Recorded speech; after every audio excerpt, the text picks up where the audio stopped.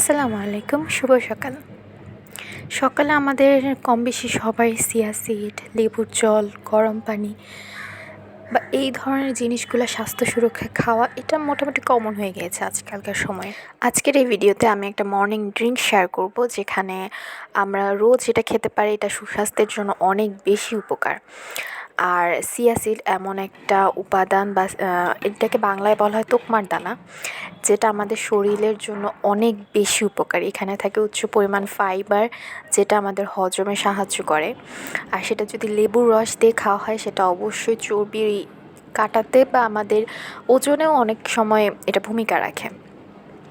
তো আমি এখানে একটু লবণ দিয়েছি। লবণ ইউজুয়ালি সবাই দেয় না, আমি দিই, কারণ হচ্ছে আমার একেবারে চিয়া সিড যেহেতু স্বাদহীন একটা ইনগ্রিডিয়েন্ট, তো আমার মনে হয় যে একটু লবণ দিয়ে খেলে আমার ভালো লাগে। এটা আপনাদের অপশনাল, আপনারা দিতেও পারেন, নাও দিতে পারেন।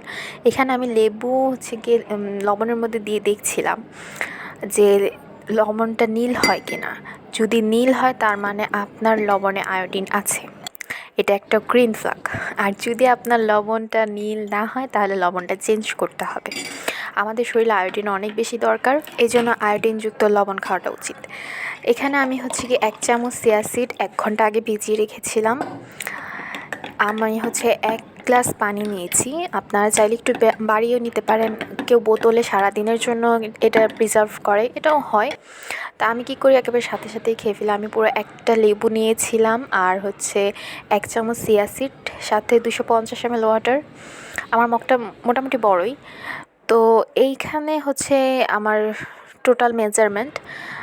এইটা আপনি হয়তো বা সারাদিনও খেতে পারেন আস্তে আস্তে। অনেকে আবার, যেমন আমি খাওয়ার আগে খাই, খাওয়ার 30 মিনিট পর আমি ব্রেকফাস্ট করি বা যা খাওয়ার খাই।